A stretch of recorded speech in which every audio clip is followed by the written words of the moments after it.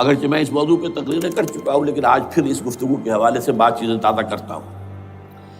اس وقت عالمی سطح پر یہودی جمع عیسائی بریکٹ میں کر لیجیے، اور امریکہ جمع یورپ یہ بریکٹ میں کر لیجیے، ان کا اندر معاملہ کیا ہے؟ اصل جو ہے اس میں پیچھے مائنڈ ہے، ماسٹر مائنڈ، سازشی ذہن، وہ یہود کا ہے۔ باقی عیسائی آلہ کار بن گئے ہیں۔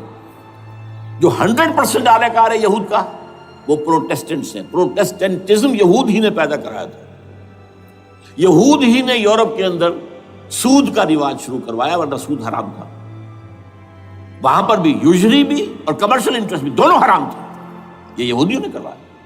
اور پھر پہلا بینک بنوایا ہے انگلستان کے اندر، بینک آف انگلینڈ، اور جو پوپ کے خلاف بغاوت کرائی تو پہلی بغاوت ہوئی انگلستان کے اندر، جو چرچ آف انگلینڈ علیحدہ ہو گیا پوپ سے، اور اسی کو یہودیوں نے قرار دیا یہ ہمارا ماڈرن اسرائیل ہے، یہ اسرائیل ہمیں دیا ہے گاڈ نے، یہ جو ہے برطانیہ۔ اس کے کچھ عرصے کے بعد یہی جو ہے ایکسوڈس ہوا ہے، اور وہ امریکہ میں جا کے آباد ہوئے۔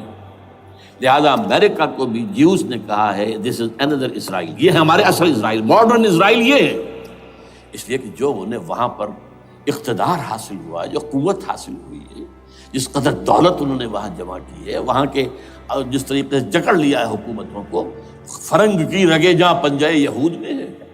ٹھیک 100 سال پہلے علامہ اقبال یہ مشاہدہ کر کے آ گئے تھے یورپ میں، اور کون دیکھنے والا تھا کہ وہاں کیا ہو رہا ہے، بیہائنڈ دی سین کیا ہے، سامنے کیا ہے، پردے کے پیچھے کیا ہے۔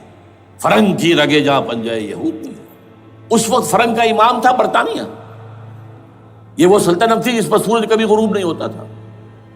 آج وہ فرنگ کا امام امریکہ ہے۔ برطانیہ تو اب وہ جو ایک نظم ہے کہیں بچپن میں پڑھی تھی، London bridge is going down going down going down, اس کی مثال ہے۔ برطانیہ کی تو کوئی حیثیت ہی نہیں، ورلڈ پاور کی حیثیت نہیں ہے، وہ تو چھوٹا بھائی اس نے بنا رکھا امریکہ نے اپنا، تو اس حیثیت سے جو ہے اس کی کوئی حیثیت ہے، ورنہ کوئی اور حیثیت نہیں۔ بہرحال ان دونوں میں یہ ہے کہ پیچھے ماسٹر مائنڈ، سازشی ذہن، پلاننگ، اسکیم ساری یہودیوں کی، اعلی کار امریکہ سب سے بڑھ کر، اس کے بعد برطانیہ، اور اس میں اصل پروٹیسٹنٹس، ان میں بیپٹسٹ، ان میں اس سے بھی آگے بڑھ کر ایونجلسٹ، جن کو کہتے ہیں بورن اگین کرسچنز، جن کو کہتے ہیں نیو کنزرویٹو کرسچنز، یہ تمام اصطلاحات آپ اخبارات میں پڑھتے ہوں گے، ان کو گروپ کرنے یہ اصل اعلی کار۔ ان کو ایک نیا نام دیا گیا ہے کرسچین زائنسٹ۔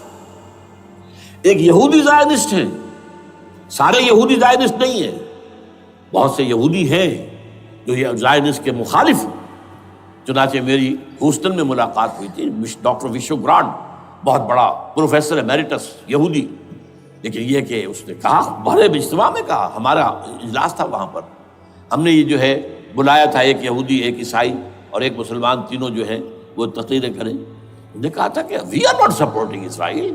اس نے وہ عیسائی جو آیا ہوا تھا پروفیسر، اس کی طرف they are supporting Israel, we are not supporting اسرائیل۔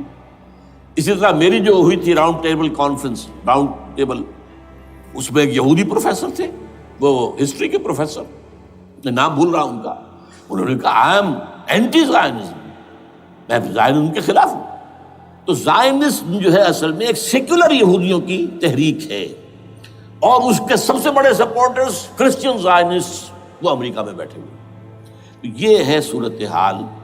یہ جان لیجئے کیتھولکس جو ہیں یہ اتنے پرو یہودی نہیں ہیں، اب رفتہ رفتہ وہ بھی اس کے اندر آ کر شامل ہو گئے۔ یورپ جو ہے زیادہ Catholics, Roman Catholics, Roman Catholics کا یہ بھی آپ نے جملہ پڑھ سنا ہوگا کہ یہ جو ترکی جو ہے ہمارا ملک، یہ جو کوشش کرتا رہتا ہے گھسنے کی یورپین یونین کے اندر، تو ایک دفعہ جان شراق نے کہا تھا، بڑا پیارا جملہ تھا، why doesn't Turkey understand that we are a Christian club؟ یہ ہماری جو یونین ہے یورپین، یہ تو کرسچین کلب ہے، وہ مسلمان ہے، وہ کس وجہ سے آنا چاہتا ہے اندر، کیوں تو خود داخل ہونا چاہتا ہے؟ why doesn't Turkey understand that we are a Christian club؟ لیکن یہ ہے رومن کیتھولکس، اور ان کا میں بعد میں آپ کو بتاؤں گا۔ یہی آپ کو معلوم ہے کہ یورپ نے عام طور پر اسرائیل کا اتنا ساتھ نہیں دیا جتنا جو امریکہ دیتا رہا ہے، اور کسی درجے میں ان کے دلوں میں سافٹ کارنر جو ہے عرب فلسطینیوں کے لیے بھی رہا ہے، یہ معاملہ ایران کے بارے میں بھی رہا ہے. جس قدر اسٹرانگ ایکشن امریکہ لینا چاہتا ہے یہ جو ہے اس کے ساتھ نہیں ہے. تو یہ ذرا سا فرق ہے، وہ میں اس کا ایک بنیاد بعد میں بتا دوں گا آپ کو. بہرحال ان کا ایک جو ایجنڈا ہے وہ دو سمجھیے کہ دو اس کے نکات ہیں، دو رسیوں کے مانند یہ آپس میں بٹا ہوا ہے. پہلا، عالم اسلام کے مادی اور مالیاتی وسائل خصوصاً تیل پر قبضہ،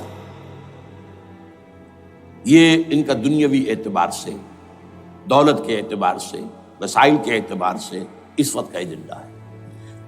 نمبر دو ایجنڈا کیا ہے؟ دنیا میں کہیں بھی اسلام کے بحیثیت ایک نظام زندگی ظاہر ہونے کا کوئی موقع نہیں دینا. We have to nip the evil in the bud at any cost. یہ ان کے ایجنڈے کا دوسرا بڑا ہے. یہ دو ہے انٹرٹوائنڈ، جیسے آپ لڑیوں کو بٹ دے کر رسی بناتے ہیں، ایسے یہ دو لڑیے ہیں.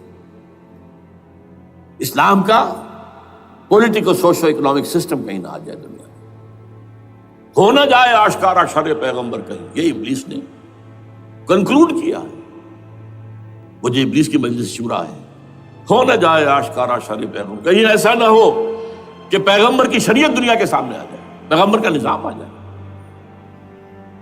الحذر، آئین پیغمبر سے 100 بار الحذر. حافظ ناموس زن، مرد آزما مرد آفری، یہ معاشرتی نظام ہو گیا. موت کا پیغام ہر نوع غلامی کے لیے، نہ کوئی فخفور و خاکہ، نہ گدائے رہنشی، یہ سیاسی نظام آ گیا. اور کرتا ہے دولت کو ہر آلودگی سے پاک و صاف، منعموں کو مال و دولت کا بناتا ہے امین. تم دولت کے امین و مالک نہیں ہو. اور اس سے بڑھ کر اور کیا فکر و عمل کا انقلاب، بادشاہوں کی نہیں اللہ کی ہے یہ زمین، ان الارض للہ. یہ نظام کہیں نہ آ جائے دنیا، یہ ہے جس پہ کہ وہ خطرہ محسوس کر رہا تھا. اور اس کے بعد یہ کہتے ہیں، یہ تو تھا عصر حاضر کے تقاضے، لیکن یہ کہ صورتحال کیا ہے؟ ہو نہ جائے آشکارا شر پیغمبر کہیں ہے. یہی یہ معاملہ اس طرح رکھو کہ خود مومن ہے محروم یقین. یہ غنیمت ہے کہ خود مومن ہے محروم یقین. ہمیں اگر کوئی سہارا ملتا ہے تو اس سے کہ مومنوں کو بھی، نام نہاد مسلمانوں کو بھی اپنے اس نظام پر یقین نہیں ہے. وہ نماز پر یقین رکھتے ہیں، روزے پر رکھتے ہیں، زکوٰۃ کو بھی جو بھی اللہ تعالیٰ جس کو توفیق دیتا ہے، حج کرتے ہیں، عمرے کرتے ہیں، یہ ہے سب. لیکن یہ کہ یہ غنیمت ہے، چشم عالم سے رہے یہ پوشیدہ یہ آئین تو خوب. وہ ابلیس کہتا ہے کہ یہ آئین چشم عالم سے پوشیدہ رہنا چاہیے. یہ غنیمت ہے کہ خود مومن ہے محروم یقین. ہمارے لیے جو ہے اگر کوئی سانس لینے کی جگہ ہے وہ یہ ہے، حوصلہ افزائی اگر ہے تو اس میں ہے کہ خود مومن محروم یقین ہے، اس کے سامنے وہ راستہ ہے ہی نہیں. اب لیجئے یہودیوں کے ایجنڈے کو میں تجزیہ کر رہا ہوں. سب سے پہلے World Bank, IMF، globalisation, TRIPS, ان تمام ہتھ کنڈوں کے ذریعے عالمی مالیاتی استعمار جو بظاہر امریکہ کا ہوگا حقیقتاً یہود کا ہوگا. یہودیوں کے نزدیک پوری نوع انسانی حیوانوں کے مانند ہے. They are not human beings. They are goyams. They are Gentiles. یہ انسانی شکل میں حیوان ہیں، اور جیسے حیوانوں کو ایکسپلائٹ کرنا، استعمال کرنا انسانوں کا حق ہے. گھوڑے کو آپ باندھتے رہے ہیں نا ٹانگے کے آگے، اور بیلوں سے آپ ہل جتواتے رہے ہیں، تو جیسے یہ حق ہے ایسے ہمارا حق ہے پوری دنیا کے جو ہے وسائل ان کو کھینچے. ہاں جیسے گھوڑے اور بیل کو بھی کچھ نہ کچھ دانہ تو ڈالنا پڑتا ہے، چارہ تو دینا پڑتا ہے، تو ان کو بھی کچھ دو. یہ پوری نوع انسانی ورکرز بن کر رہ جائے، حیوان بن جائیں، بالکل شہوت کے غلام بنا دو انہیں، اخلاقی اقدار کا بیڑا غرق کر دو، خاندانی نظام کو تہوبالا کر دو. یہ باقاعدہ جو Protocols of the Elders of the Zion تھے ان سب میں موجود ہے لکھا ہوا، جو 1897 میں انہوں نے پاس کیا اپنا پروگرام بیسل میں، سوئٹزرلینڈ کا ایک شہر ہے. Protocols of the Elders of the Zion, ان کو حیوان بنا دو، بس حیوانوں سے کام لیتے رہو. ہاں ان کی کمائی کا کچھ حصہ ان کے لیے چھوڑ دو، وہ بھی زندہ رہیں، وہ بھی آخر کام کیسے کریں گے، اور اصل جو ہے ملائی کھینچ دو اپنے اس نظام کے ذریعے سے، World Bank, I M F, stock exchange, TRIPS, globalisation, اس کے ذریعے سے عالمی مالیاتی استعمار۔ نمبر 2، ایک ہے ان کا ایجنڈا، یہ تو عالمی ہے، دوسرا ایجنڈا کیا ہے؟ وہ لوکل ہے۔ وہ کیا ہے؟ گریٹر اسرائیل کا قیام، جس میں مصر کا سارا زرخیز علاقہ شامل ہوگا، جو ڈیلٹا کا علاقہ کہلاتا ہے اس کا، جہاں کے اس وقت کے بادشاہ نے، حضرت یوسف علیہ السلام کے زمانے کے بادشاہ نے، وہ فرعونہ کے خاندان میں سے نہیں تھا، وہ عرب تھا، عربوں ہی سے کسی وقت کوئی قوم آئی تھی جو کہ مصر پر قابض ہو گئی تھی، اس نے حضرت یوسف کے خاندان کو لا کے وہاں آباد کیا، بہترین جشن کا علاقہ کہلاتا ہے، بہترین۔ وہ کہتے ہیں ہمارا ہے، ہم رہے وہاں پر کئی سو برس تک رہے، عراق ہمارا ہے، وہاں ہمیں قید میں رکھا گیا، نبوکدنضر لے گیا تھا۔ عرب کا شمالی حصہ جو ہمارا ہے، وہاں خیبر میں یہودی قلعے تھے، اور وہاں مدینے کے اندر جو ہے 3 قبیلے یہودی تھے جنہیں محمد نے صلی اللہ علیہ وسلم وہاں سے نکال باہر کیا تھا۔ یہ جارڈن یہ ترکی کا بھی کچھ حصہ ہمارا ہے، باقی پورا لبنان اور پورا فلسطین، یہ سب اس کے اوپر بنے گا ایک greater Israel. This is there local agenda, اور اس کے لیے ضروری ہے ایک بہت بڑی جنگ، ایسے آسانی سے نہیں ہو جائے گا۔ آرمگیڈون، جس کو حضور نے فرمایا الملحمۃ العظمیٰ، الملحمۃ الکبریٰ، بہت بڑی جنگ، جس کی خوفناکی اور تباہ ناکی کا اندازہ اس سے کیجیے۔ حضور فرماتے ہیں کہ اگر ایک باپ کے 100 بیٹے یا ایک دادا کے 100 پوتے ہوں گے تو ان میں سے 99 ختم ہو جائیں گے، ایک بچے گا۔ اور ایک جگہ فرماتے ہیں اتنی اموات ہوں گی، اتنی لاشیں ہوں گی کہ ایک نفاست پسند پرندہ جو ہے، جو گندگی پہ نہیں اترنا چاہتا، ایک تو ہے یہ کوے، چیلیں، گدھ، وہ تو گندگی ہی کی تلاش میں ہے مردار کھانے کے لیے، وہ تو لاشوں کو نوچ رہے ہوں گے۔ وہ پرندہ جو ہے نفاست پسند پرندہ، وہ نہیں اتر سکے گا، اڑتا اڑتا چلا جائے گا، لیکن لاشوں کا سلسلہ ختم نہیں ہوگا، یہاں تک کہ تھک ہار کر لاشوں پر گر جائے گا۔ یہ دور نہیں ہے،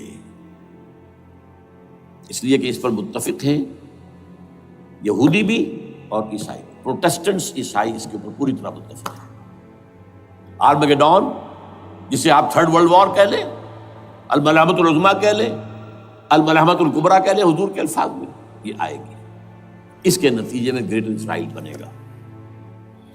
نمبر 3، پھر بنے گا 3rd ٹیمپل، جو ٹائٹس نے گرا دیا تھا 70 میں، سن 70 عیسوی، جسے گرے ہوئے 1800 کتنے برس ہو چکے، وہ دوبارہ بنائیں گے 3rd ٹیمپل، اور اس کے لیے مسجد اقصیٰ کو گرائیں گے، اور ڈوم آف دی راک، قبۃ الصخرہ،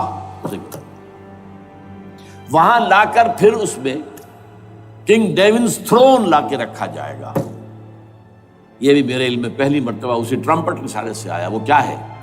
حضرت داؤد کا، آج سے کتنے 1000 سال پہلے کی بات ہے، اندازہ کیجیے، 1000 قبل مسیح، اور یہ اب 2000 ہو گیا عیسوی، 3000 برس تو ہو گئے۔ وہ کیا تھا؟ ایک پتھر تھا جس پر بٹھا کر حضرت داؤد کی تاج پوشی کی گئی تھی، پھر اسی پر حضرت سلیمان کی تاج پوشی ہوئی، پھر اسی پر ان کے بادشاہ آتے رہے، تاج پوشی ہوتی گئی۔ ٹائٹس نے جب گرایا ہے سن 70 عیسوی میں، یروشلم کو برباد کیا، 1,33,000 یہودی ایک دن میں قتل کیے، ایک دن میں، باقی نکال دیا، بھاگ جاؤ یہاں سے۔ اس کو کہتے ہیں diaspora, that started in 70 AD، یہ منتشر ہو گئے، جس کا جہاز سنگھ سمایا چلا گیا، یورپ میں چلے گئے، شمالی افریقہ میں، مسلمان ملکوں میں، انڈیا میں آ گئے، ایران میں آ گئے، سب جگہ وہاں سے نکال دیے گئے، ڈائسپورا۔ بہرحال وہاں سے وہ ٹائٹس وہ پتھر لے گیا، وہ روم میں لے گیا، روم سے کسی طرح وہ آئرلینڈ پہنچ گیا۔ آئرلینڈ پیور کیتھولک ملک ہے، آپ کو معلوم ہوگا، اور وہاں پر پروٹیسٹنٹس کی اور کیتھولکس کی جنگیں ہوتی رہتی ہیں۔ کبھی بھی شیعہ سنی مسلمانوں کی اس طور سے خانہ جنگی نہیں ہوئی ہے جیسے کہ وہاں ان دو عیسائیوں میں، کیتھولکس اور پروٹیسٹنٹس میں ہوتی ہے۔ وہ رومن کیتھولک ملک ہے بیچ میں۔ وہاں سے وہ انگلینڈ میں آیا، انگلینڈ میں جب آ گیا، بلکہ وہاں سے اسکاٹ لینڈ سے انگلینڈ میں پھر اس کو ایک کرسی کے اندر اس کی سیٹ کی حیثیت سے بنا کر ایک تھرون کی شکل دے دی گئی، اور وہ جو ویسٹ منسٹر ایبے ہے، برطانیہ کے پارلیمنٹ کے ساتھ جو چرچ ہے ویسٹ منسٹر ایبے، وہاں اس کو لا کے رکھ دیا گیا۔ اس وقت سے برطانیہ کے بادشاہوں اور ملکاؤں کی تاج پوشی وہاں ہوتی ہے۔ تو ایک یہ ہے کہ پھر اس کو لا کر وہاں رکھیں گے۔ اب یہاں سے اختلاف ہے، یہ نوٹ کر لیجیے۔ یہاں تک عیسائیوں کا، یہودیوں کا ایجنڈا ایک، یہاں اختلاف ہے۔ یہودیوں کے نزدیک ان کا مسیح آئے گا اور وہ وہاں بیٹھ کر پوری دنیا پر راج کرے گا۔ وہ مسیح جس کی خبر دی گئی تھی شروع کی کتابوں میں، جو تورات کی ابتدائی کتابیں ہیں، وہ تو حضرت مسیح کی شکل میں آ گئے۔ دی پروفیسی واز فلفلڈ۔ یہودیوں نے نہیں مانا، انہیں تو قرار دیا جادوگر ہے، کافر ہے، مرتد ہے، ولد الزنا ہے، اور اپنے بس پڑتے سولی پر چڑھا دیا۔ وہ دوسری بات ہے، اللہ نے کیا کیا، وہ ایک علیحدہ مسئلہ ہے۔ چنانچہ یہ کہ دی سچویشن از ویکنٹ، وہ مسیحا کی جگہ ابھی باقی ہے ان کی، and they are waiting for ہم۔ تو وہ آئے گا اور وہ یہاں اس تخت داؤد پر بیٹھ کر پوری دنیا پر حکومت کرے گا۔ عیسائیوں کا کہنا کیا ہے کہ در حقیقت حضرت مسیح نازل ہوں گے، سیکنڈ کمنگ آف جیسس، جس کو ہم بھی مانتے ہیں۔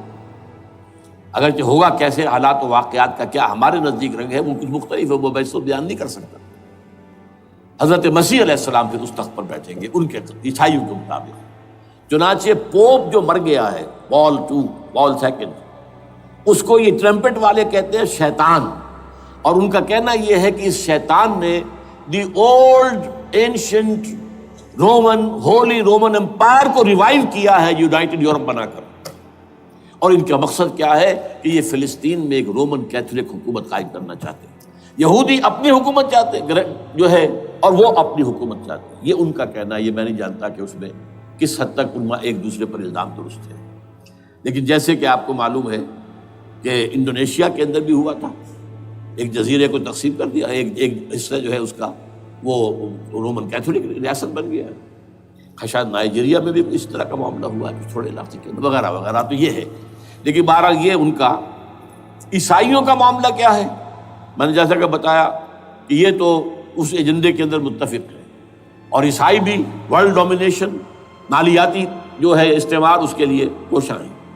لیکن ان کے نزدیک حضرت عیسیٰ ابن مریم آئیں گے علیہ الصلوۃ والسلام، اور وہ حکومت کریں گے۔ اس پورے ڈرامے کا اسکرپٹ پورا یہودیوں کا لکھا ہوا ہے، اور انہی کی سازش اس پورے ڈرامے کے پیچھے ہے۔ البتہ بظاہر اس ڈرامے کا بڑا کیریکٹر جس سے آپ ہیرو کہیں وہ امریکہ ہے، اور اس کے تابع یورپ بھی ہے۔ یہ ہے عالمی سطح پر معاملہ اس وقت۔ وہ دوسرا حصہ جو میں اس وقت نہیں چھیڑ رہا، ہوگا کیا اصل میں، جس میں یہ ہے کہ کہیں اسلامی ریاست قائم ہو، خلافت کا نظام قائم ہوگا کہاں ہوگا یہ میں بحث نہیں کر رہا۔ حضرت مہدی کا ظہور ہوگا، وہ آئیں گے عرب کے اندر۔ پھر یہ ہے کہ وہ جو گریٹر اسرائیل کے خلاف جہاد ہوگا، اور اللہ کرے گا کہ رفتہ رفتہ یہ ممالک جو ان سے لے لیے جائیں گے، یہاں تک کہ بالآخر ایک یہودی اعلان کر دے گا میں ہوں مسیح، جس کو کہ عیسائی بھی کہتے ہیں اینٹی کرائسٹ، اور یہ کہتے ہیں یہ بیپٹسٹ بھی کہ اینٹی کرائسٹ جو ہے وہ یہودی ہوگا، جبکہ کچھ عرصے پہلے بہت بڑا پروپیگنڈا ہوا تھا کہ اینٹی کرائسٹ جو ہے، دجال جو ہے، وہ تو مسلمان ہوگا نہیں، لیکن وہ کہتے ہیں کہ ہوگا یہودی ہوگا۔ اور پھر اس یہودی کو قتل کریں گے حضرت مسیح، دی ریئل مسیح، اصل مسیح جو اٹھا لیے گئے درمیان میں، وہ آئیں گے، اور ان کے ہاتھوں دجال بھی قتل ہوگا، اور پھر مسلمانوں کے ہاتھوں ایک ایک یہودی ختم ہوگا۔ پھر ایک عالمی اسلامی ریاست قائم ہوگی حضرت مسیح کے ہاتھوں، اور وہاں پر حضرت مسیح، ایک حدیث میں آتا ہے 40 برس تک پوری دنیا پر حکومت کریں گے۔ بہرحال یہ دوسرا پکچر ہے جو ہمارے سامنے، میں اس وقت کی تفصیل میں نہیں جا رہا، جو ان کے سامنے پکچر ہے وہ میں نے آپ کو بیان کر دیا۔ اب اس میں تجزیہ کیجئے افغانستان پر حملے کا اصل سبب، جو میں نے دو بتایا نا، دو لڑیاں ہیں ان کے ایجنڈے کی، ایک اسلام کہیں ظاہر نہ ہو جائے، اسلام کا نظام ظاہر نہ ہو جائے، اور ایک مسلمانوں کے مالیاتی خاص طور پر تیل کے وسائل پر قبضہ۔ اب افغانستان میں کیا ہوا ہے، یہ سارا معاملہ تھا اسلام کا راستہ روکنے کے لیے، کہ یہاں تو اسلام ایک شکل دکھا رہا ہے اپنی، اور اگر انہیں موقع مل گیا تو یہ تو ایک ایسی ویلفیئر اسٹیٹ قائم کر دیں گے، زکوٰۃ کا نظام قائم ہو جائے گا تو اعلیٰ ترین ویلفیئر اسٹیٹ قائم ہو جائے گی، اور اگر یہاں پر جو ہے یہ ساری سزائیں نافذ ہو گئی، معاشرہ کرائم فری ہو جائے گا، لوگوں میں محبت ہوگی، مساوات ہوگی، اور یہ کہ عام لوگوں کے لیے ویلفیئر ہوگا، اور یہ سامنے نظام آ گیا تو پھر ہمارا یہ نظام کیپٹلزم یہ کہاں رہے گا، اس کو تو منہ چھپانے کی جگہ نہیں ملے گی۔ لہذا افغانستان پر حملے کا اصل موٹو یہ ہے۔ البتہ یہ ساتھ ہی یہ بھی تھا کہ افغانستان کے راستے سے سینٹرل ایشین سٹیٹس جو ہیں ان سے پائپ لائنیں لا کر اور وہ پھر کہیں گوادر کے آس پاس سمندر تک لائے جائے، تاکہ ہم وہاں کے جو ہے ڈرین کر سکیں جو تیل اور گیس کے ذخائر ہیں سینٹرل ایشین سٹیٹس کے اندر جو مسلمان سٹیٹس ہیں، تو اس کے لیے راستہ جو ہے وہ لینا چاہتے تھے افغانستان سے۔ اب وہ جہاں تک افغانستان کا تعلق ہے تو ان کے قبضے میں ہے، جب چاہیں کر لیں۔ اب پاکستان کا معاملہ جو تھا وہ جیسا کہ میں نے کہا کہ اس کا راستہ وہ رک گیا، جبکہ انہیں واپس جانا پڑ گیا، لیکن انہوں نے افغانستان میں کوشش کی۔ طالبان کے زمانے میں یونیکول جو ہے ان کی سب سے بڑی جو ہے کمپنی ہے، اس نے مذاکرات کیے، وہ دیکھ کر حیران رہ گئے کہ یہ ان پڑھ، یہ ملے ملاٹے جو ہیں یہ تو بڑے ٹف بارگینر ہیں۔ اس طریقے سے پاؤں جما کر طالبان نے جو ان کے ساتھ مذاکرات کیے ہیں اور ان سے اپنی شرطیں پیش کی ہیں کہ وہ گھبرا کر بھاگ گئے۔ یہ صورتحال بھی تھی افغانستان پر قبضہ کرنے میں، لیکن یہ ہے کہ اصل کیا تھا کہ وہ اسلام کی کوئی شکل دنیا کے سامنے نہ آنے پائے، جو ان کا میجر ہے۔ اسی لیے پورا عالم کفر جمع ہے، امریکہ، یورپ، روس، چین، سب جمع ہے، بھارت تو ہے ہی ہے، یہ سب جمع ہے۔ آپ نے یاد ہو گیا جب لال مسجد کا حادثہ ہوا ہے اور ہمارا یہ بدبخت اور بدمعاش انسان، اس نے صرف خود جان بوجھ کر اسے بڑھایا، ایک پھنسی کو پھوڑا بنایا، اس میں پھر شگاف دیا اور شاباش لی ہے۔ امریکہ سے شاباش آ گئی، نیٹو سے شاباش آ گئی، رشیا سے شاباش آ گئی، چائنا سے شاباش آ گئی۔ وہ چونکہ محسوس کر رہا تھا کہ اندرون ملک تو میری اب کشتی ڈگمگا رہی ہے، ڈاواڈول ہے، I have to have more support from outside, اور for that I have to do it۔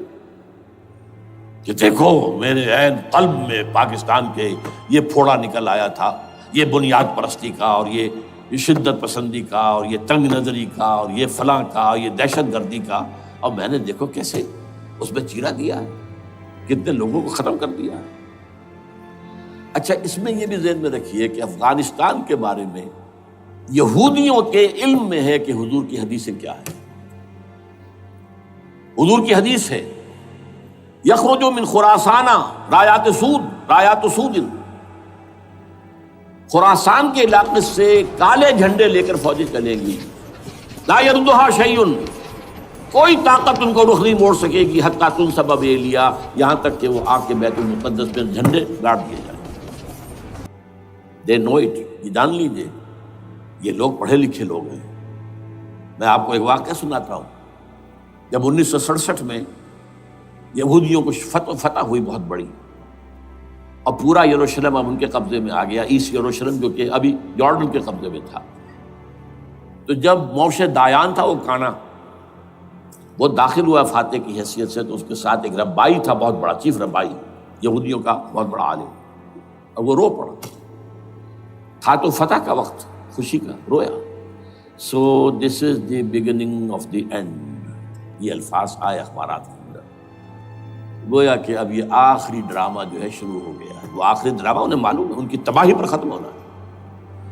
اس میں حضرت مسیح کے نزول کے بعد یہ ٹرمپٹ والا بھی لکھتا ہے کہ 80% یہودی قتل ہو جائیں گے، اور میں سمجھتا ہوں کہ 20% اگر صحیح ہے اس کی بات، تو وہ ہوں گے جو اب حضرت مسیح پر ایمان لے آئیں گے، باقی 80% اپنے اس کفر پر اڑے رہیں گے اور قتل ہوں گے۔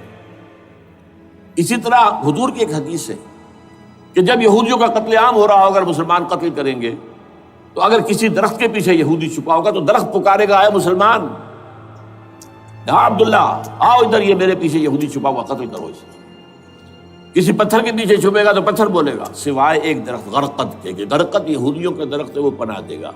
اور آج اسرائیل میں سب سے بڑی پلانٹیشن غرقد کی ہے، they know it۔ اسی لیے افغانستان، خراسان، یہ افغانستان کا ہارٹ ہے افغانستان۔ اور یہ بھی جان لیجئے ہمارا جو مالاکنڈ سے اوپر کا علاقہ ہے یہ بھی خراسان کا حصہ ہے، اولڈ خراسان، جیسے گریٹر خراسان کہا جاتا ہے ہسٹری میں۔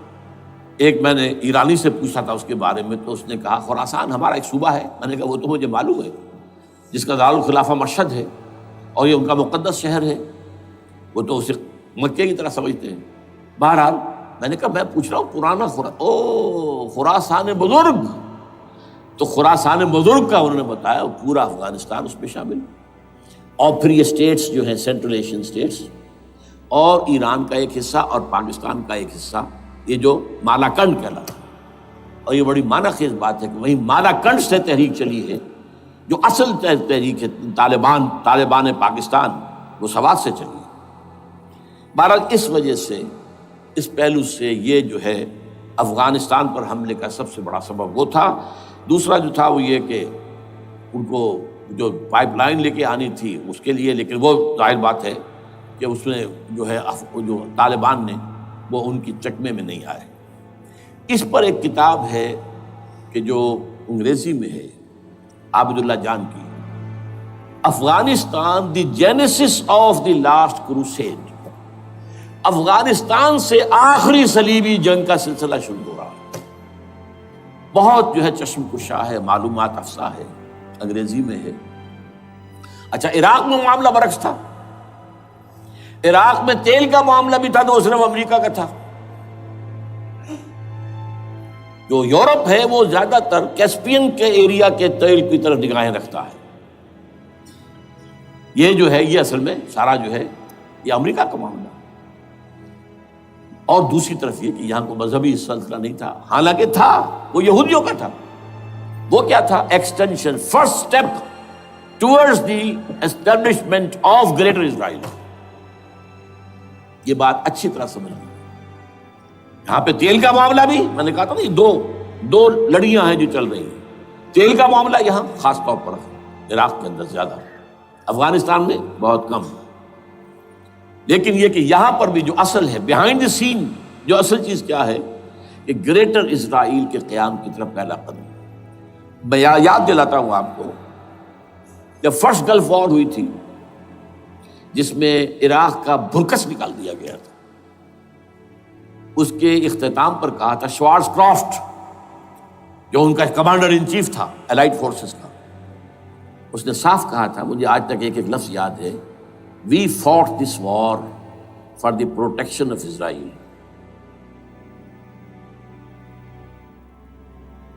اور اب جو ابھی ہوا معاملہ، جب صدام گرا ہے، اس کا مجسمہ بھی گرا ہے، تو اس کے بعد وہ شخص، وہ بدبخت، وہ خبیث جو ابھی پڑا ہوا کومے میں، شیرون نے کہا تھا ان قریب عراق پر ہماری حکومت ہوگی۔ اور اس سے پہلے تو ہم صرف عراق میں سے یوفریٹس تک کا علاقہ مانگتے تھے، دریائے فرات تک کا۔ اب ہمارا مطالبہ یہ ہے کہ ہم تو در حقیقت دجلہ تک جائیں گے، دجلہ، تاکہ پورا کا پورا جو فرٹائل جو دو آبا ہے، دجلہ اور فرات کے درمیان کا بہترین علاقہ، وہ سارا ہمارے پاس۔ اس سے آپ اندازہ کر لیجیے کہ یہ دونوں چیزیں جو ہیں دونوں جگہ موجود ہیں۔ وہاں مذہبی زیادہ ہے افغانستان کا، لہذا یہاں بہت بڑی جو ہے کولیشن بن گئی۔ عراق میں تو وہ کولیشن نہیں بن سکی، یورپ بھی ساتھ نہیں آیا، یورپ بھی ساتھ نہیں آیا، امریکہ had to go it alone, اسے کرنا پڑا ہے۔ زیادہ سے زیادہ کوئی ٹوکن، آسٹریلیا کا کوئی ٹوکن معاملہ جو ہے وہ برطانیہ کا کچھ شاید ٹوکن ٹائپ جو ہے، وہی یہ کامن ویلتھ پرانی جو ہے چلی آ رہی ہے، اس میں شاید کینیڈا کا، باقی تو کوئی نہیں۔ یہ جو آل ورلڈ کولیشن بنی تھی وہ افغانستان کے خلاف کیوں ہے؟ یہاں سے اسلام کی ریسرجنس کا اندیشہ ہے۔ یخرج من خراسان رایات سود لا یردها شیء حتی تنصب بایلیا۔ حضور کے زمانے میں ایلیا جو ہے وہ کن کے قبضے میں تھا؟ عیسائیوں کے۔ اس کے بعد ہمارے قبضے میں آیا، لیکن پھر کروسیڈرز نے ہم سے لے لیا تھا، اور 88 برس وہ عیسائیوں کے پاس رہا۔ 1099 سے لے کر 1187 تک. اب پھر یہود کا قبضہ ہے. پہلے عیسائیوں کا تھا، اب یہود کا. اب ان سے لینا واپس. پہلی مرتبہ بھی عرب نہیں لے سکے تھے، کھونے والے عرب تھے، واپس لینے والا کرد تھا، صلاح الدین ایوبی رحمۃ اللہ علیہ. اب بھی کھونے والے عرب ہیں. مصر اور شام اور اردن تینوں کا مقابلہ کیا اس نے، اسرائیل نے، اور قبضہ کیا پورے ویسٹ بینک پر، گولان ہائٹس پر، سینائی پیننسولا پر، اور یہ کھو دیا ہم نے اپنے ہاتھ سے. اور اب بھی عربوں میں تو کوئی دم نہیں ہے، کوئی جان نہیں ہے. ان کو عیاشیوں نے، دولت مندی نے بالکل تباہ و برباد اور کھوکھلا کر کے رکھ دیا.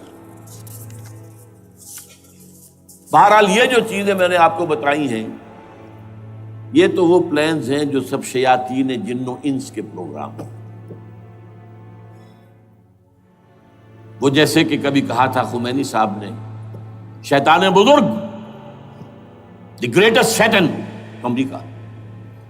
اصل میں امریکہ، اور اس کے پیچھے حقیقت میں یہود. سامنے امریکہ، پیچھے یہود. بالفعل کیا ہوگا یہ تو پھر اللہ ہی جانتا ہے کیا ہوگا. وَمَكَرُوا وَمَكَرَ اللَّهُ. کافر اپنی چالیں چلتے ہیں، اللہ اپنی چال چلتا ہے. اور سَنَسْتَدْرِجُهُم مِّنْ حَيْثُ لَا يَعْلَمُونَ وَأُمْلِي لَهُمْ إِنَّ كَيْدِي مَتِينٌ. اے نبی آپ گھبرائیں نہیں، ہم ان کافروں کو رفتہ رفتہ وہاں سے لے آئیں گے جہاں سے آپ کو بھی انہیں احساس تک نہیں ہوگا کہ یہ تو گرفت میں آ رہے ہیں، ٹریپ ہو رہے ہیں. اور ابھی ذرا میں انہیں ڈھیل دے رہا ہوں. میں املی لہم ان قیدی متین، میری چال بہت مضبوط ہے. وہ اللہ کیا کرے گا وہ میں نے آپ کو بتایا، جھلک دکھا دی ہے. انشاءاللہ اسی علاقے میں پاکستان اور افغانستان، اور اس کا ہارٹ ہوگا یہ پشتونستان، سرحد اور مشرقی افغانستان مل کر پشتونستان. پشتون اسی مشرقی اس میں ہے. پاکستان کا مغربی صوبہ ہے، شمال مغربی سرحدی صوبہ. یہ ہارٹ، اور پھر پاکستان اور افغانستان. انشاءاللہ یہی ہوگا. اور پھر یہ کہ یہاں سے فوجیں جائیں گی جو حضرت مہدی کی حکومت جمائیں گی عرب کے اندر. عربوں میں جان نہیں ہے کہ وہ مہدی کی حکومت کو جما سکے. یخرج ناس من المشرق یؤتون للمہدی یعنی سلطان ہی. مشرق کی طرف کے کسی ملک سے فوجیں آئیں گی جو مہدی کی حکومت قائم کریں. عربوں میں دم نہیں. بہرحال ہوگا کیا وہ میں نے کہا کہ یہ تو اللہ کے ہاتھ میں ہے. اب یہ کہ کرنا کیا چاہیے، یہ ہے میری تقریر کا آخری حصہ. دیکھیے ذوالفقار مرزا نے جو کچھ کہا اور سید قائم علی شاہ نے، میں خوشائند سمجھتا ہوں کہ طالبانائزیشن اور ہے، اسلامائزیشن اور ہے. ٹھیک ہے، تیری آواز مکے اور مدینے. طالبانائزیشن کے اندر کچھ بغیر تعلیم یافتہ، کچھ جذباتی، اس طرح کے لوگ بھی ہیں جن میں انتہا پسندی بھی ہے، جیسے کہ میں پہلے بیان کر چکا ہوں. افغانستان میں ہوا ہے، افغانستان کے اندر بھی رفتہ رفتہ وہ اپنی چیزوں سے نکل رہے تھے، نکل جاتے ہیں، لیکن موقع نہیں دیا گیا. نب دی ایول ان دی بڈ ختم کر دیا گیا. اسی طرح ہمارے سرحدی صوبے میں جیسا کہ میں بتایا 3 قوتیں برسرکار ہیں. ہو نوز اٹ، کون کیا کہے. لیکن بہرحال یہ کہ پہلی بات یہ، اسلام اور پاکستان لازم و ملزوم ہیں. یہاں اسلام آئے گا تو یہ ملک رہے گا، نہیں آئے گا تو ختم ہو جائے گا. اس میں کوئی شک نہیں. میری 2 کتابیں پڑھ لیجیے اگر اللہ توفیق دے، ہمت دے. اسلام اور پاکستان، یہ سن 67-68 کی تحریریں میری ہیں. جینیسس آف پاکستان کیا تھا، how Pakistan came into existence. پھر یہ کہ میں نے استحکام پاکستان کے نام سے سن 85 کے اندر کتاب لکھی ہے. یہ دونوں کتابیں پڑھی ہیں. پاکستان کا کوئی جواز نہیں اگر یہاں اسلام نہ آئے، اور واقعتاً ہم جواز کھو چکے ہیں. تو اللہ تعالیٰ ہمیں مہلت دے رہا ہے. لیکن اب یہ سمجھ لیجئے، یہ اللہ تعالیٰ کی طرف سے ایک خاص مہلت ہے، اور شاید آخری مہلت ہے جو ہمیں مل رہی ہے. یہاں اسلامائزیشن نہ ہوا تو یہ ملک نہیں رہے گا. میں یہاں آپ کو ایک شعر سنا دوں. ہے تو ایک ایسی شخصیت کا جو کچھ کنٹروورشل بھی ہو گئی، بعد میں بدنام بھی ہو گئی. ایک زمانے میں جماعت اسلامی کے بڑے مخلص کارکن تھے وہ مولانا کوثر نیازی، انہوں نے ایک بڑا تلخ شعر کہا تھا، اسلام کو اگر تیری فضا راس نہ آئے، اے میرے وطن تجھ کو کوئی آگ لگائے۔ ہمیں اسلام چاہیے، اور اسلام نہیں آئے گا تو یہ ملک نہیں رہے گا۔ کوئی زرداری، کوئی نواز شریف اس ملک کی بقا کی ضمانت نہیں دے سکتا۔ اس کی بقا ہے اگر تو اسلامائزیشن ہے۔ 61 سال کی ہماری بے وفائی اللہ کے ساتھ کیے ہوئے وعدے کی، اس کا ایک عذاب ادنا ہم جھیل چکے ہیں۔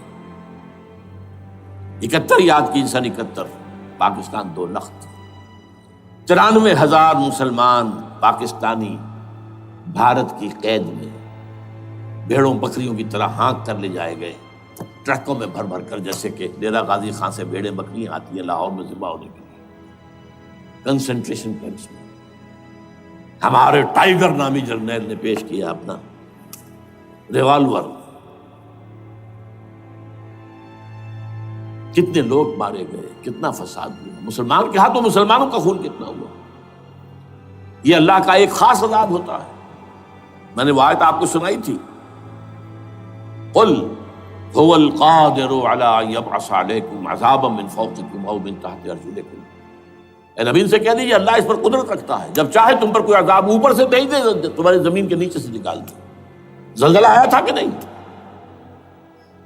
او یلبسکم شیعا، ایک تیسری شکل بھی ہے، نہ اللہ آسمان کو کوئی تکلیف دے نہ زمین کو، زمین پھٹے گی تو آدمی جائے گا نا اندر، بلکہ تمہیں گروہوں میں تقسیم کر کے، او یلبسکم شیعا فیذیق بعضکم بعض بعض، تو ایک دوسرے کی قوت کا ایک دوسرے کو مزہ چکھائے، تم خود ایک دوسرے کے گلے کاٹو۔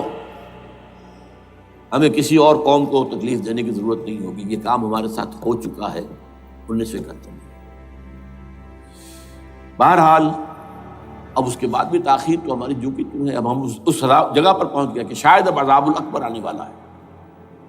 وہ آیت بھی میں نے شروع میں پڑھی تھی، وَلَنُذِيقَنَّهُم مِّنَ الْعَذَابِ الْأَدْنَىٰ دُونَ الْعَذَابِ الْأَكْبَرِ لَعَلَّهُمْ يَرْجِعُونَ۔ چھوٹا عذاب آیا سن 71 میں پاکستان، بہرحال مغربی پاکستان تو برقرار رہا، اس کا نام بھی پاکستان رہا۔ اب شاید بڑا عذاب آ رہا ہو، بلکنائزیشن جس کے نقشے جو ہیں دنیا میں شائع کیے جا چکے ہیں۔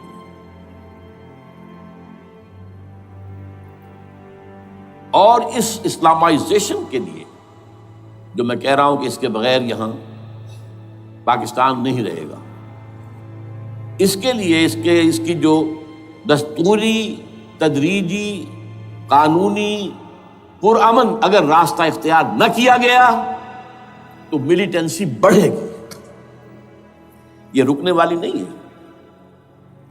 یہ جو اوپر کا جو علاقہ ہے، ایک ٹرائنگل ہے جس کا نقشہ کھینچا ہے ایک بہت بڑے مصری ادیب اور مورخ نے، شکیب ارسلہ ان کا نام تھا۔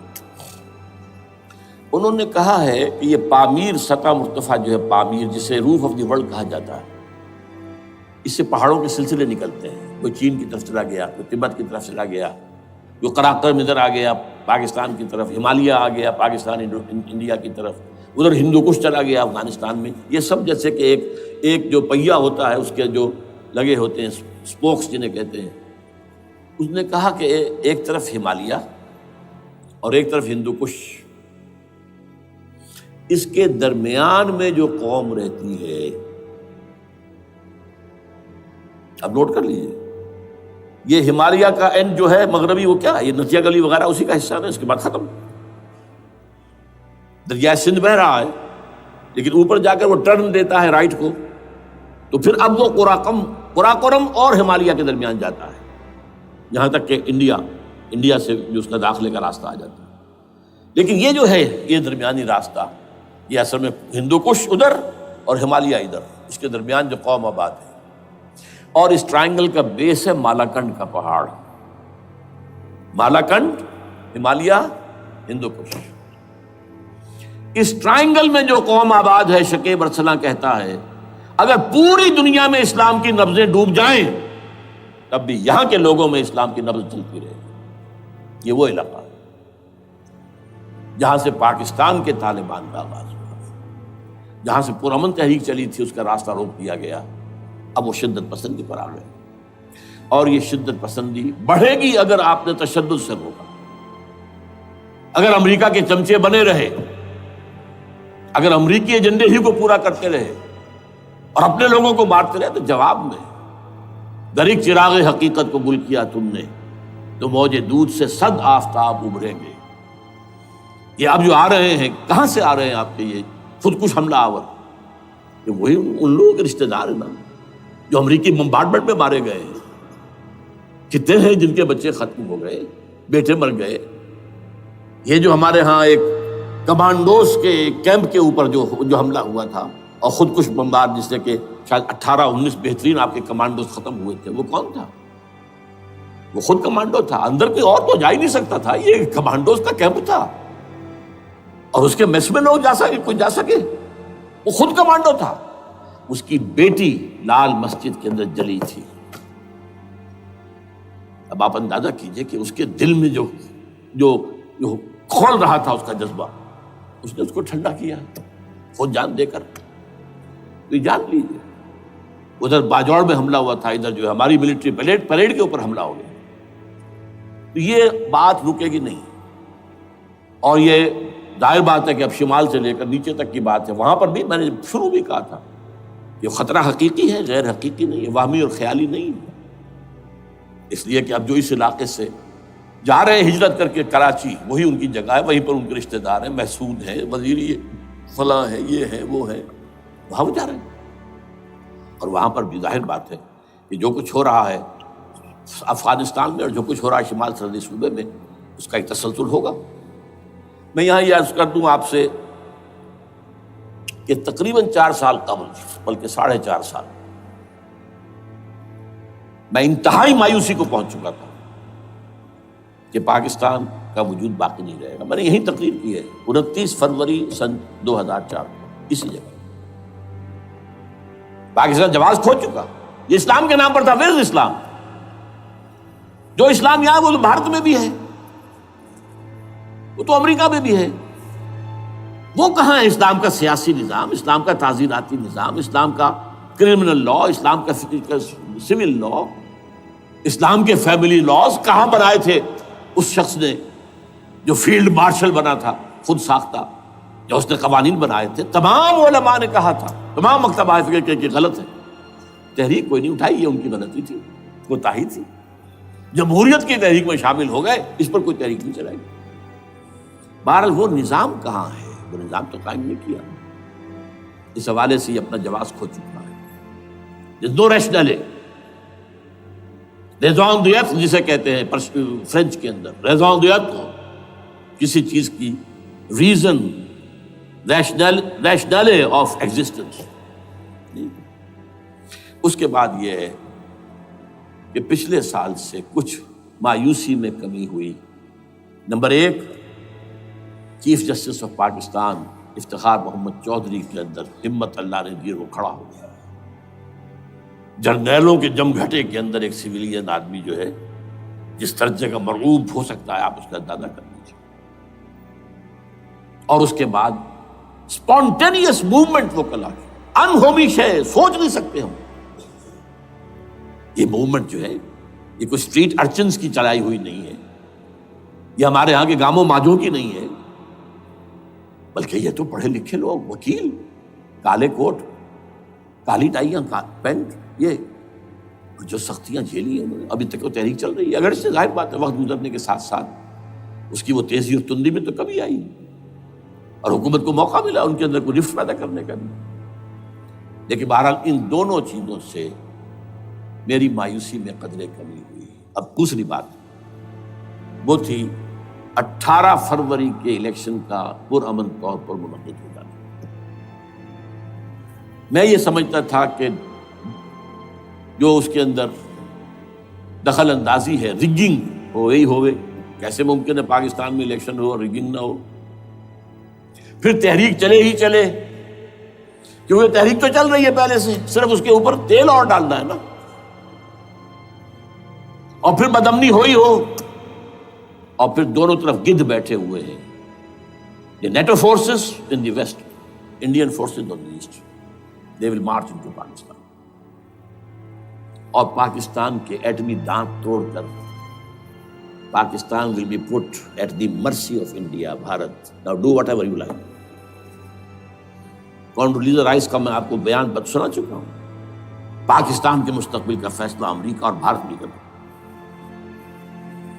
بہرحال اب تیسری جو امید ہوئی ہے یہ کل پرسوں میں جو ہوئی ہے، کولیشن جو ہے یہ ناکام ہوتی نظر آ رہی تھی، لیکن یہ کہ صدر کے مواخذے پر یا صدر کے خلاف جو ایک کارروائی ہو رہی ہے، اللہ کرے کہ وہ پوری ہو جائے، یا اس سے بھی بہتر ہے کہ وہ خود ہی استعفیٰ دے کر دفع ہو جائے. بہرحال یہ کہ اس سے بھی کچھ امید کا پہلو جو ہے پیدا ہوتا ہے. اب یہاں اسلامائزیشن کا پرامن، تدریجی اور اسلام اور دستوری اور قانونی طریقہ کیا ہے؟ وہ طریقہ کیا ہے؟ 1949 اور 50 میں جو عمل شروع ہوا تھا، جو اس کے بعد سے آج تک جو ہے ختم ہو گیا، اس کو اثر دور شروع کیا جائے. دوڑ پیچھے کی طرف اے گردش ایام کی. 49 میں کیا ہوا تھا؟ قرارداد مقاصد. وہ گویا کہ پاکستان میں نظام خلافت کی جڑ تھی جو رکھ دی گئی تھی کہ sovereignty belongs to Allah and whatever authority we have, it's a sacred امانت. یہ تو اصل میں استعمال کی جائے گی یہ قوت کتاب و سنت کے دائرے کے اندر. this is خلافہ. in essence it is خلافہ. خلافت کی بنیاد رکھ دی گئی. اس سے پہلے 48 میں سن 47 کی ایک تقریر کی وجہ سے جو غلط فہمی پیدا ہوئی تھی قائد اعظم کی 11 اگست کی، اس کا انہوں نے کراچی کی ہائی کورٹ بار ایسوسیشن میں جا کے کہہ دیا تھا. کچھ لوگ شرارت کے ساتھ یہ پروپیگنڈا کر رہے ہیں کہ پاکستان میں دستور شریعت پر مبنی نہیں ہوگا، یہ فتنہ ہے، غلط کہہ رہے ہیں. نفی کر دی تھی. اب یہ دوسری بات ہے کہ اندھوں کے اندھے جو ہیں وہ اس 11 اگست کی تقریر کو لیے پھرتے ہیں، اس کے ایک جملے کو، اور یہ اتنی کھلی بات جو کی شریعت کا لفظ. شریعت، پاکستان کا دستور جو سمجھتا ہے کہ شریعت پر نہیں مبنی ہوگا وہ غلط کہتا ہے، وہ شریر ہے، شرارت پیدا کر رہا. یہ قائد اعظم کے الفاظ. بہرحال اس کے بعد ایک عمل کیا ہوا تھا سن 50 میں، یہاں کے سیکولر عناصر نے ایک بڑا شور مچایا، کس کا اسلام لاؤ گے؟ شیعہ کا، سنی کا، دیوبندی کا، بریلوی کا، وہابی کا، کس کا اسلام؟ اللہ تعالیٰ غریق رحمت کرے ان بزرگوں کو. پاکستان کے تمام مذہبی مکاتب فکر کی ٹاپ کی قیادت جمع ہو گئی کراچی میں. شیعہ بھی، اہل حدیث بھی، بریلوی بھی، دیوبندی بھی. 31 علماء، جماعت اسلامی بھی، مولانا مودودی بھی اس میں تھے. انہوں نے 22 پرنسپلز ایگریڈ اپون، دستور بنانے کے لیے 22 پرنسپلز ہیں، حاضر ہیں، بناؤ دستور. اب کوئی دلیل نہیں رہی، کوئی عذر نہیں رہا. تمام مکاتب فکر کے لوگ جمع. بعد میں ہوا کیا ہے، اس میں کس کا کتنا رول ہے، یہ بڑی درد بھری داستان ہے، میں اس وقت کو چھیڑنا نہیں چاہتا. حاصل کیا ہے، وہاں سے ہمارا پروسیس ڈیریل ہوا، کچھ اپنوں کے کیے، کچھ بیرونی دباؤ کے تحت. قرارداد مقاصد کی سزا دی گئی لیاقت علی خان کو، تم نے پاس کرائی ہے. اسے ایسے قتل کیا گیا کہ سراغ تک نہیں ملا کہ کس نے قتل کیا. یہ ایسے تو نہیں ہوتا، اس کے پیچھے بڑے بڑے کریکٹرز، بڑے بڑے کردار. اب اس کے بعد وہ عمل کیسے شروع ہو؟ ضیاء الحق نے جو ایک ادارہ قائم کیا تھا فیڈرل شریعت کورٹ، اصولی اعتبار سے بہترین قدم. وہ کیا تھا؟ یہ شریعت کورٹ ہے، اس میں کوئی شخص لائے پیٹیشن کہ پاکستان کا فلاں قانون جو ہے میں ثابت کرتا ہوں کتاب و سنت کے منافی ہے، یا کورٹ سو موٹے لے لے کسی بھی معاملے کو، ایگزسٹنگ جو قوانین ہیں ان کا جائزہ لے کہ اس میں یہ پورا قانون یا اس کی یہ شق جو ہے یہ خلاف شریعت ہے. اس پر آرگومنٹ ہو، دونوں طرف کے دلائل ہوں، علماء بھی آئیں، وکلاء بھی آئیں، بحث کریں. شریعت کورٹ کا تو میدان ہوتا کھلا. بالآخر اگر کورٹ فیصلہ دے دے کہ ہاں یہ ایگزسٹنگ قانون یا جو قانون قابل زیر غور ہے بننے جا رہا ہے یہ خلاف شریعت ہے یا جزون شریعت کے خلاف ہے، تو وہ اسے کینسل کر دے گا، اور کہہ دے گی کورٹ کہ اگر یہ مرکزی معاملہ ہے تو مرکزی حکومت، صوبائی معاملہ تو صوبائی حکومت اتنی مدت میں 3 4 6 مہینے کے اندر اندر اس کی آلٹرنیٹ لیجسلیشن کر لے، جیسے ہی مہلت ختم ہوگی یہ قانون ڈیفنکٹ ہو جائے گا۔ اصولی اعتبار سے اس سے زیادہ صحیح اسکیم کوئی نہیں سوچ سکتا، آج بھی میں قائل ہوں۔ لیکن یہ بدبختی تھی اس شخص کی، ضیاء الحق کی، اس کو بالکل غیر مؤثر کر دیا۔ 2 ہتھکڑیاں پہنا دی، 2 بیڑیاں پہنا دی۔ کانسٹیٹیوشن آف پاکستان آپ کے دائرے کار سے خارج ہے، یہ سیکریٹ کاؤ ہے، ہاتھ نہ لگانا۔ جو جوڈیشل پروسیجرل لاز ہیں، ضابطہ دیوانی، ضابطہ فوجداری، یہ بھی تمہارے دائرے سے خارج ہے۔ مالی معاملات 10 سال تک خارج، اور فیملی لاز مستقل خارج۔ انا للہ و انا الیہ راجعون۔ اب کرنے کا کام کیا ہے؟ نمبر 1، فیڈرل شریعت کورٹ کے دائرے پر جو تحدیدات ہیں، لیمیٹیشن ختم کی جائیں یکسر۔ نمبر 2، اس کا سٹیٹس کم سے کم ہائی کورٹ کے درجے کا ہونا چاہیے۔ نمبر 3، اس میں جید علماء کو لا کر بٹھایا جائے، ان کی میجورٹی ہونی چاہیے، وہ کلا بھی ہوں، جدید تعلیم کے، جدید قانون کے جاننے والے، لیکن علماء بھی ہوں۔ اگر آپ جید علماء کو لے آئیں گے تو پھر وہ جو عام مولوی ہے بیچارہ، وہ جو پوری طرح نیم خواندہ ہے یا نیم تعلیم یافتہ ہے، یا ہمارا عام آدمی ہے جو طالبان کے انداز کے اندر وہ شدت پسندی پر آ گیا ہے، اسے یہ اندازہ نہیں ہے کہ دین میں اہمیت کس شے کی اول ہے، پھر دوسری کون سی، ثانوی شے کون سی ہے۔ اب اس کے بجائے علماء، جدید علماء، تمام جو ہے مسالک کے علماء اس میں شامل کیے جائیں۔ اس کے فیصلوں پر نظر ثانی کا کھلا موقع ہونا چاہیے، ایک دفعہ عدالت فیصلہ کر دے، نظر ثانی کا موقع ہونا چاہیے۔ اور کسی ایک شہری کی طرف سے پیٹیشن آئے یا سو موٹو، وہ جائزہ لے اور ایک ایک کر کے قوانین جو ہے غلط ختم، ان کی جگہ پر لیجسلیشن پارلیمنٹ ہی کرے گی یا صوبائی اسمبلی کرے گی۔ کورٹ کا کام لیجسلیشن نہیں ہے، وہ یہ کہہ سکتا ہے یہ بھائی یہ معاملہ جو ہے شریعت سے تجاوز کر گیا ہے، یا فلاں جو قانون تم بنانے چلے اس کی یہ جو ہے شریعت کے خلاف ہے، بس فیصلہ یہ دے گی۔ ظاہر بات ہے لیجسلیشن اس کا کام نہیں، لیجسلیشن جو کرے گی آپ کی نیشنل اسمبلی کرے گی، آپ کی صوبائی اسمبلی کرے گی، لیکن وہ اس کا متبادل قانون لے آئیں اور پہلا قانون ختم ہو جائے گا۔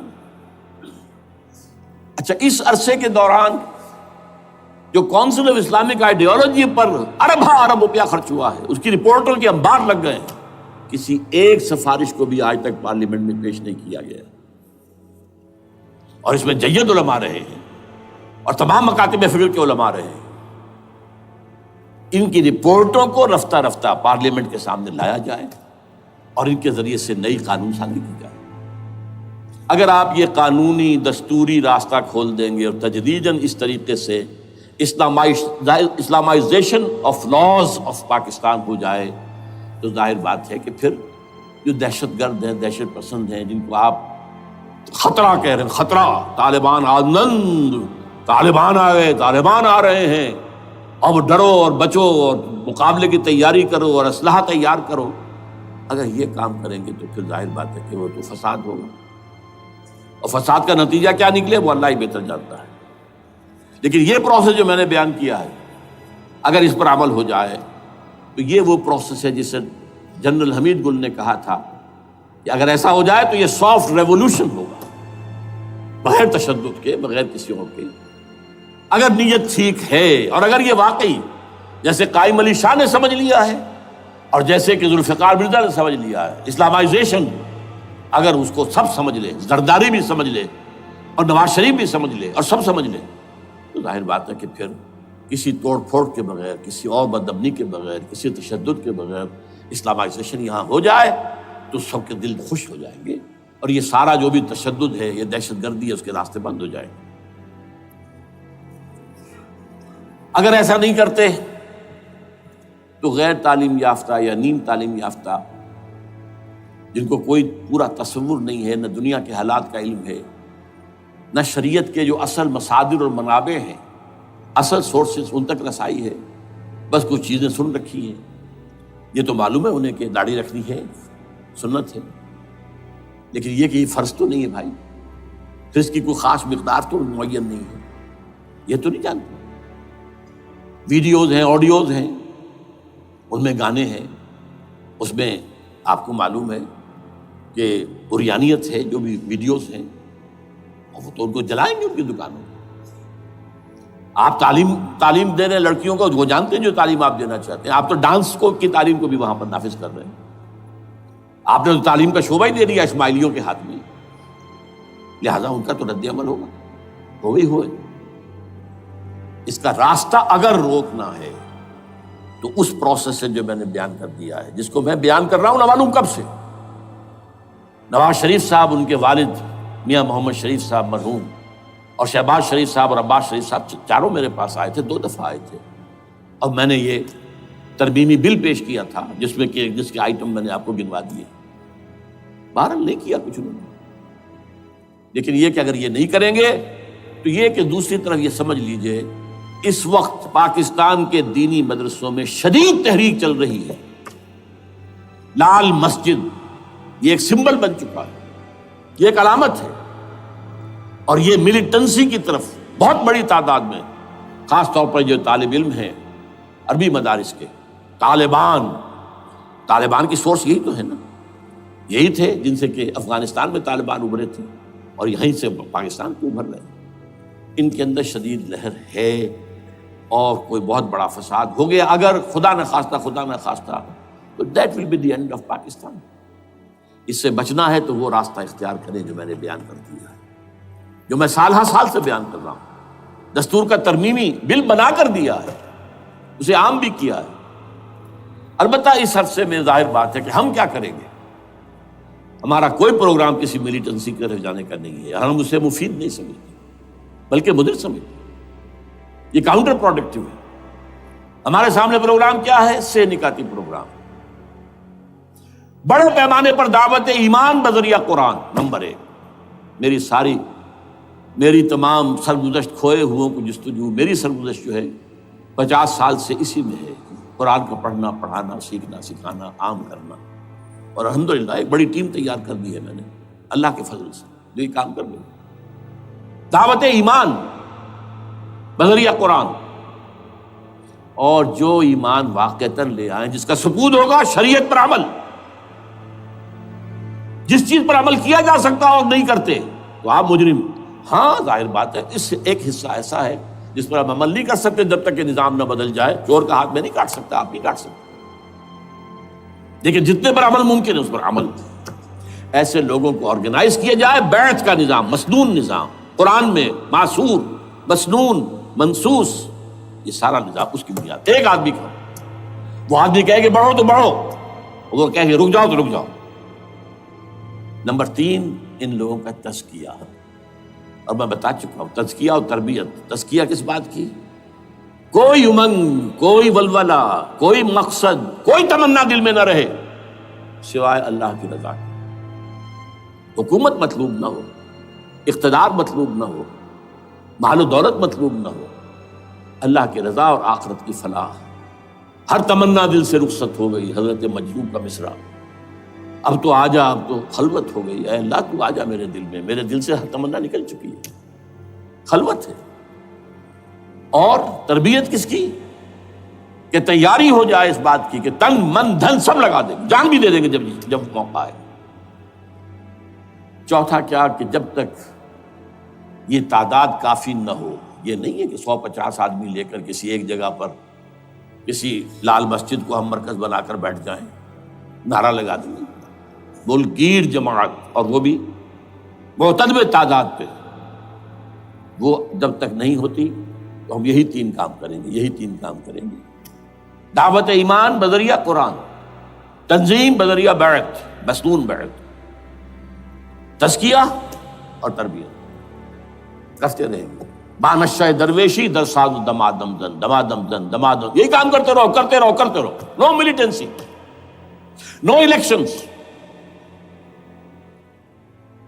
لیکن جب تعداد کافی ہو گئی تو ایک منظم اور پرامن مطالباتی اور احتجاجی تحریک، توڑ پھوڑ نہیں، گھراؤ جلاؤ نہیں، جیسے گاندھی نے شروع کی تھی نمک بناؤ تحریک، سول ڈس اوبیڈینس، لیکن کسی نے کوئی توڑ پھوڑ نہیں کی تھی. اپنے سر ان کے پھوٹے ہیں بڑے سے بڑے لیڈروں کے، مولانا ابوالکلام آزاد اور پنڈت جواہر لال نہرو کے سر پھٹے ہیں. ہزارہ لوگ جیلوں میں گئے ہیں، انہوں نے کسی کو کچھ نہیں کہا. اسی کا نقشہ ایرانیوں نے دکھایا، 20,000 سے لے کر 30,000 تک جانیں دے دی، ہتھیار نہیں اٹھائے. اس لیے کہ ہتھیار بھی استعمال کرو گے تو اوپر جو حکومتیں ہیں ان کے پاس تو بے تحاشا فوج ہے، ان کے پاس ٹینک ہے، ان کے پاس ہوائی جہاز ہیں، ہیلی کاپٹرز ہیں، گن سے بھرے ہیلی کاپٹرز ہیں، کیا کیا نہیں ہے. پرامن منظم مطالباتی اور احتجاجی تحریک. اللہ کرے کہ ہمیں اس کے لیے جو مہلت درکار ہے وہ مل جائے. ہمیں معلوم نہیں کہ کہیں وہ مہلت ختم ہی نہ ہو رہی ہے، لیکن اگر ہم آخری سانس تک اس کام میں لگے رہیں گے تو انشاءاللہ اللہ تعالیٰ کے ہاں ہم معذور قرار پائیں گے. اللہ تعالیٰ جو ہے ہمیں درگزر ہم سے فرمائے گا کہ جو کچھ میں کر سکتا تھا اللہ میں کرتا رہا، آخری دم تک کرتا رہا. اگر یہ ہے تو اپنی تو کامیابی ہے، باقی کیا ہوتا ہے ملک کا میں کچھ نہیں کہہ سکتا، اللہ بہتر جانتا. اقول قولی ھذا واستغفر اللہ لی ولکم ولسائر المسلمین والمسلمات